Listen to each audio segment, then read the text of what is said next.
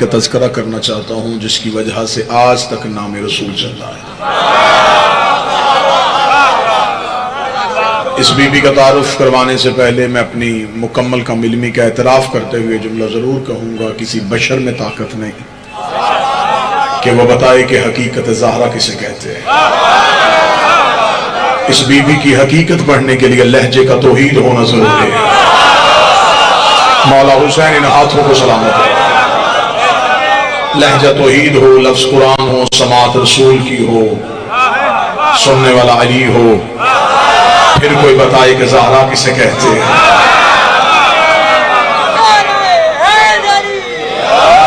پہلی سطر شیخو پر عقیدہ سنتا بھی ہے، عقیدہ مانتا بھی ہے، عقیدہ سمجھتا بھی ہے۔ سطر پہلی ہے، چہرے کی رنگت سے اندازہ ہوگا کہاں کہاں سطر نے کیسا کیسا اثر کیا ہے۔ جو کعبے سے زیادہ پاک ہو اسے بطول کہتے ہیں۔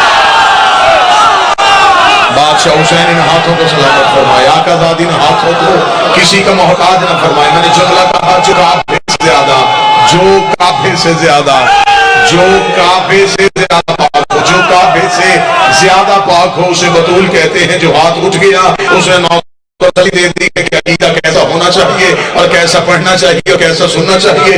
جو ابھی تک چہرے خاموش ہیں کہ دعویٰ بہت بڑا کیا ہے، دلیل اس کے پاس کیا ہے، میں نے لفظ کہا ہے جو کعبے سے زیادہ پاک ہو اسے بطول کہتے ہیں۔ اب بھی قرآن منبر پہ لے گیا، ابھی کہ ابھی فیصلہ کرتے ہیں۔ پہلے قرآن سے پوچھتے ہیں کہ کعبہ کتنا پاک ہے، پھر اسی قرآن سے پوچھتے ہیں کہ زہرا کتنی پاک ہے۔ جب ہم نے قرآن سے پوچھا اے کلام الہیہ تو بتا تو نے خدا کے گھر کو کتنا پاک پایا، تو خدا نے ابراہیم سے گفتگو کرتے ہوئے کہا یا ابراہیم طہر بیتی، ابراہیم تو میرے گھر کو پاک کر، ابراہیم تو میرے گھر کو پاک کر، ابراہیم تو میرے گھر کو پاک کر۔ گھر اللہ کا تھا، پاک رکھنا ذمہ داری ابراہیم کی تھی۔ اب خدا سے پوچھ کے زہرا کتنی پاک ہے، اب توحید کا لہجہ ہی بدل گیا، اب قدرت کے تیور ہی بدل گئے۔ آواز انما یرید اللہ لیذھب عنکم الرجس اہل البیت ویطہرکم تطہیرا۔ بطول میرا ارادہ ہے تجھے میں پاک رکھوں۔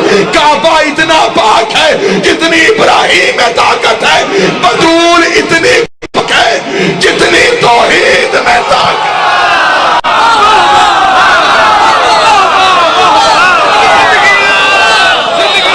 بادشاہ حسین ان ہاتھوں کو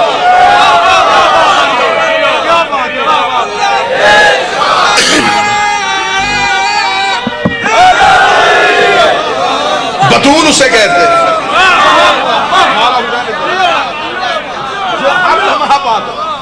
جو کسی چیز سے پاک نہ ہو، جو چیزوں کو پاک کرے اسے بطول کہتے ہیں۔ بطول کس مستور کو کہتے ہیں؟ کوئی مستور اپنی مرضی سے بطول نہیں بن سکتی، جیسے کوئی مرد اپنی مرضی سے رسول نہیں بن سکتا۔ رسول بھی اللہ بناتا ہے، بطول بھی اللہ بناتا ہے۔ کوئی عورت عبادت کر کے عابدہ ہو سکتی ہے، زاہدہ ہو سکتی ہے، بطول نہیں ہو سکتی۔ بخاری صاحب حسن بھائی اگر کہیں کہ بطول کہتے کسے ہیں تو شیخو پورا میں پہلی اگلی سطر کہوں۔ بطول کسے کہتے ہیں؟ شریعت میں جس مستور کو نماز کے لیے وضو کی ضرورت نہ ہو اسے بطول کہتے ہیں۔ جو ہاتھ اٹھا ہے سیدہ اس ہاتھ کو کسی کا محتاج، جو ہر لمحہ پاک ہو، جو کسی چیز سے پاک نہ ہو، جو چیزوں کو پاک کرے اسے بطول کہتے ہیں۔ قرآن میں ایک نبی کی ماں بھی بطول ہے جسے مریم کہتے ہیں، وہ عیسیٰ کی ماں ہے، یہ مصطفیٰ کی بیٹی ہے۔ مریم بھی بطول، سیدہ بھی بطول، وہ ہے بطول صغریٰ۔ جو قریب بیٹھے ہو ان کی ذمہ داری تھوڑی۔ سیدہ ہے بطول کبریٰ، یہ ہے چھوٹی بطول، وہ ہے بڑی بطول۔ اگر کسی بندے کے ذہن میں خیال آئے وہ نبی کی ماں اور چھوٹی، یہ نبی کی بیٹی اور بڑی، دلیل کیا ہے؟ انتظار کرو ابھی پتہ چل جائے گا، تھوڑا عرصہ باقی ہے۔ چھوٹی بطول کا بیٹا بھی آنے دو۔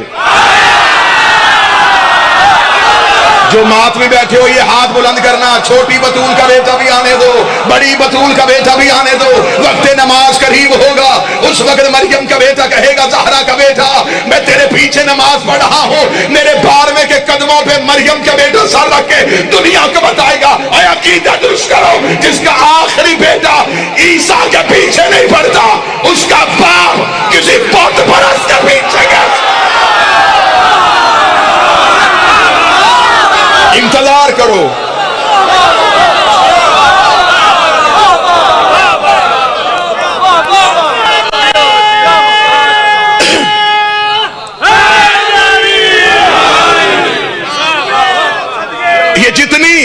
बकवास मेरे बारहवें के खिलाफ हो रही है, ये खौफ की वजह से हो रही है।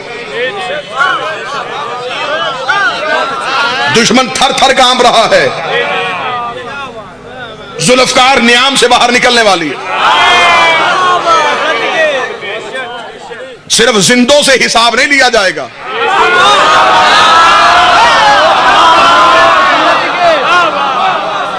मुर्दे भी कब्रों से उखाड़े जाए।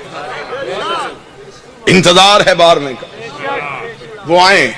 जमाना तो अभी हल्की हल्की तब्दीलियों पे है ना, अभी तो मुल्क की तब्दीलियां आ रही हैं, आसमानी तब्दीलियां तो अभी आने वाली। अभी टैक्स चोर पकड़े जा रहे हैं, अभी फिदा के चोर बाकी हैं।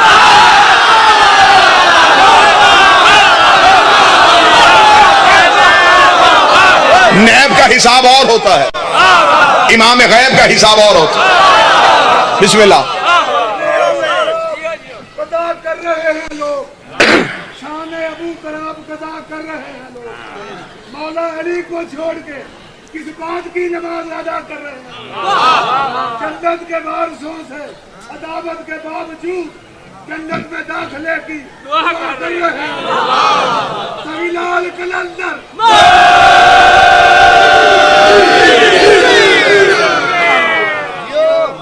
अभी तो छोटी अदालतें फैसले कर रही हैं ना, जवान बोलते रहना, जिगर हवाले से किसी न किसी मीडिया के साथ ताल्लुक। अभी छोटी अदालतें फैसले कर रही हैं, अभी फ्लैटों के हिसाब हो रहे हैं। अभी अदालतें सर जोड़ के बैठी हैं, पैसा कहां से आया था, किसने खरीदे थे, किसने बेचे थे, कहां से लिए गए थे। अभी अदालतें ये फैसला कर रही हैं। हमें उस अदालत का इंतजार है जब बारहवें की अदालत लगेगी, कब्र से निकाल के पूछेगा, बता फदक तेरी दादी का हक था।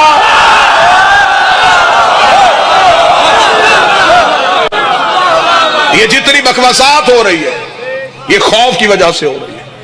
दुश्मन डर गया है मेरे बारहवें से। मेरी कौम का नौजवान सीना तान के जिया करो, दुनिया घबराए तुम उतने फखर से जियो, इसलिए कि तुम्हारे फखर की सबसे बड़ी बात यह है, उनका था तुम्हारा है। था वाला डर सकता है। मरियम बतूल है लेकिन छोटी, ज़हरा बतूल है लेकिन बड़ी। अगली सदर कहूं अगर इंसाफ कर सकूं, मरियम छोटी क्यों, ज़हरा बड़ी क्यों?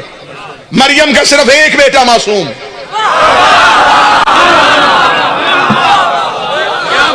जब सब ज़हरा के 11 बेटे मासूम। मरियम की मां ने मन्नत मानी थी, अल्लाह बेटा दे दो, अल्लाह के घर की मजावरी के लिए वक्फ करूं।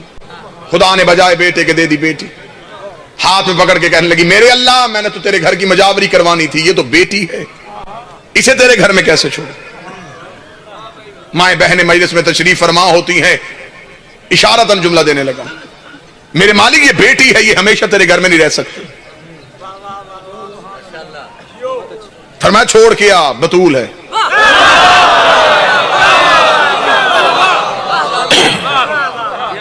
किसके जिम्मे लगाऊं? फरमाया जकरिया के। उस दौर में नबी था, अल्लाह का नाम जकरिया था। खुदा ने ड्यूटी लगा दी, बतूल पाल। वैसे भी अल्लाह की बतूल पालने के लिए नबी होना जरूरी है।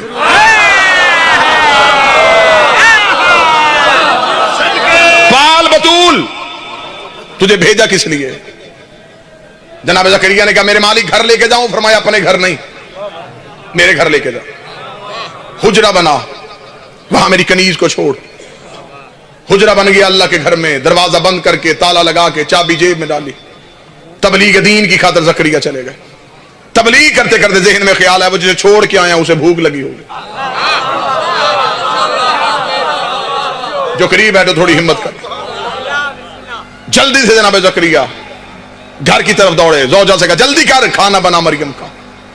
खाना बना, हाथ में खाना लेके दौड़े। अल्लाह के घर के दरवाजे को खोला, दरवाजा खुला। जकरिया की हैरत की इंतहा न रही। मरियम के मुसल्ले के आगे रंग बिरंगे खाने,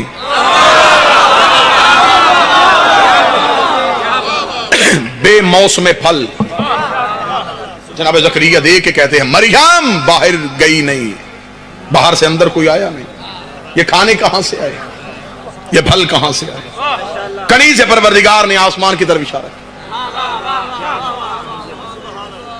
जन्नत से आए, अल्लाह ने भेजे। छोटी मरियम, मैंने लफ्ज पहले कहा था छोटी बतूल, अब यहां मैंने रिफत पढ़ी, अजमत पढ़ी, लोग परेशान हो रहे हैं। इससे छोटी बतूल होने का अंदाजा कैसे लगाया जा सकता है? जिसके खाने जन्नत से आए वो छोटी हो सकती है? फर्क अभी समझा देता हूं। जो जन्नत से रोटी मंगवाए उसे मरियम कहते हैं, जो जन्नत रोटी पहुंचाए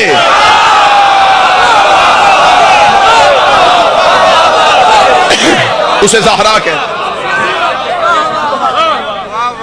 ये तो ताहरुल कादरी भी लिखे गए सूरह दहर की तफसीर में कि ये जो ज़हरा के दरवाजे पे आके रोटियां मांग रहे थे, ये कोई मक्के मदीने के फकीर नहीं थे, बड़े इज्जत वाले चेहरे तशरीफ फरमाए। किबला ज़हाद बुखारी साहब तशरीफ, मुझे बादशाह हुसैन की इज्जत की कसम, मुझे तो अभी तक इनके दरवाजे पे आने वाले फकीर समझ में नहीं आए। मैं तो अभी तक उस फकीर को ढूंढ रहा हूं जो अली से अंगूठी लेके गया था।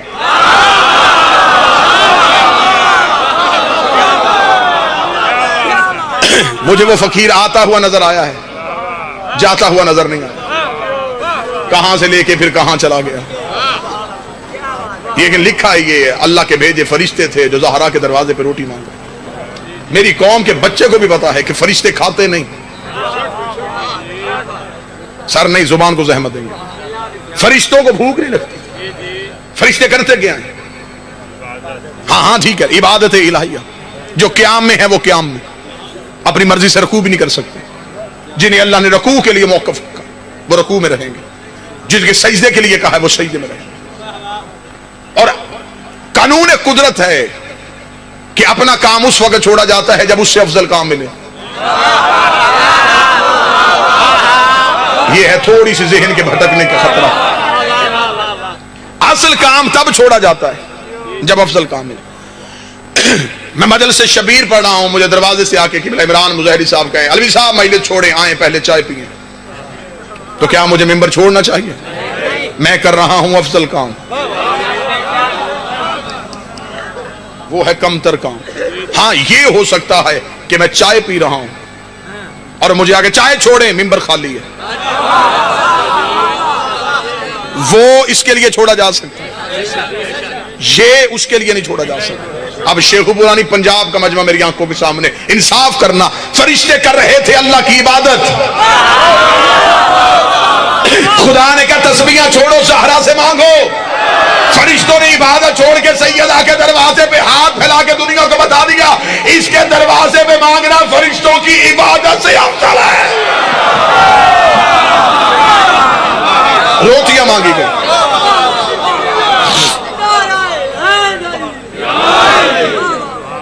मरियम छोटी बतूल, ज़हरा बड़ी बतूल। जनाब ज़करिया ने कहा खाना कहां से आया? मतवज्जे है जी। जनाब मरियम ने कहा मेरे अल्लाह ने मुझे जन्नत से भेजा। हाथ में घर से लाई हसन भाई रोटी। ज़करिया देख के कहते मेरे मालिक तूने कहा था तू पाल, जब पालना मैंने था, खाना तूने क्यों भेजा? अगर मुझसे देर हुई है तो मुझे कल वक्त बताओ, किस वक्त पे खाना चाहिए तेरी बतूल को? उस वक्त पे जो ये चाहती है वो खाना पहुंचेगा, लेकिन कल से खाना मेरे घर से आएगा। आवाज़ परवरदिगार आई नहीं ज़करिया तू नहीं खिलाएगा, मैं ही खिलाऊंगा, मैं ही खिलाऊंगा। नतीजा यूं सरहद पे खड़ा, मैं ही खिलाऊंगा। मेरे मालिक तू क्यों खिलाए? मेरे मालिक तूने मुझे कहा है कि तू पाल, रहे भी तेरे घर में, खाए भी तेरे घर से, 2 वक्त की रोटी तेरी बतूल को मैं नहीं खिला सकता। आवाज़ परवरदिगार है ज़करिया तू नबी है, तू मेरा रसूल है, लेकिन तू खाना लेके आएगा घर से, खाना बनाएगी तेरी बीवी। तेरे ज़ौजा की हाथ की पकी रोटी मरियम के हलक के अंदर कैसे उतर सकती है? जो अल्लाह एक वक्त की ज़करिया की बीवी की रोटी मरियम को नहीं खाने देता, अल्लाह जाने फातिमा बिन्त असद कौन थी, पकाती रही है, मुस्तफा खाते रहे।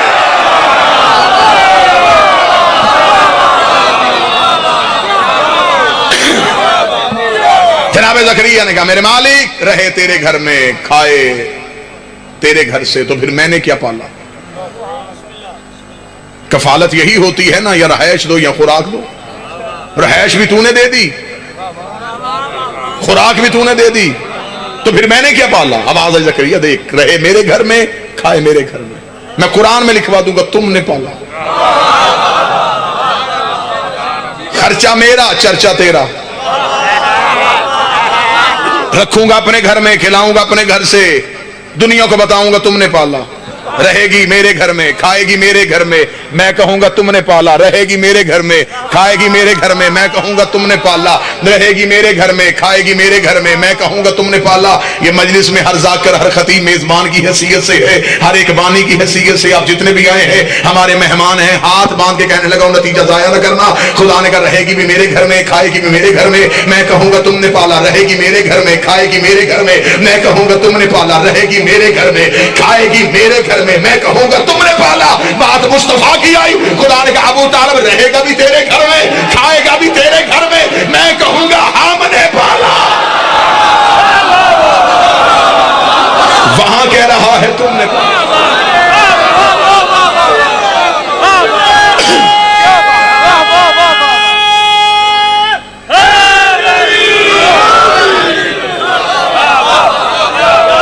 وہاں کہہ رہا ہے تم نے پالا، یہاں کہہ رہا ہے ہم نے.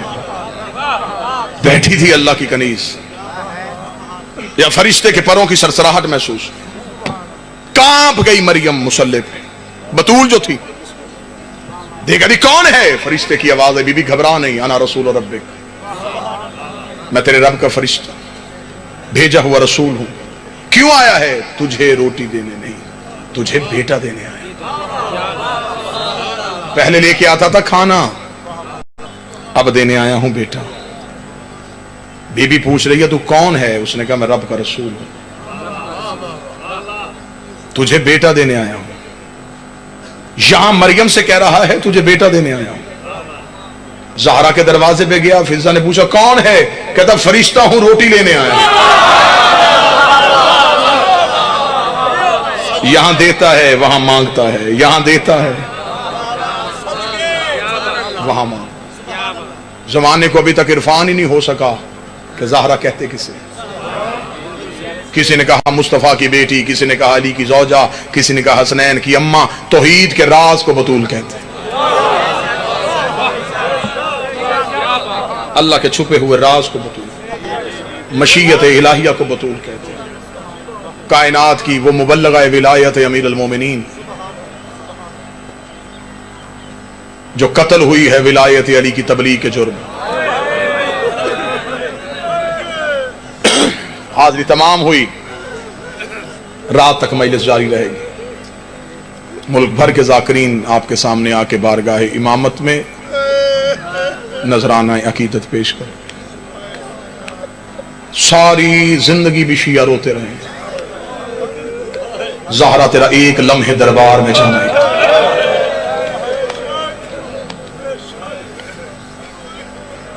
میں پوری ذمہ داری کے ساتھ لفظ کہنے لگا. 13 معصوموں کی محنت ایک طرف، اکیلی زہرا کا 4 گھنٹے دربار میں کھڑے ہونا ایک طرف. آج بھی کسی نئے شیعہ بندے سے پوچھو کیا پڑھ کے شیعہ ہوا، کیا سن کے شیعہ ہوا، وہ کہتا مجھے علی کی تلوار نے شیعہ نہیں کیا، مجھے حسن کی سخاوت نے شیعہ نہیں کیا. پھر کیوں کلمہ پڑھا تو نے علی ولی اللہ کا؟ وہ کہتا مجھے شیعہ کر گیا محمد کی بیٹی کا دربار میں چلا.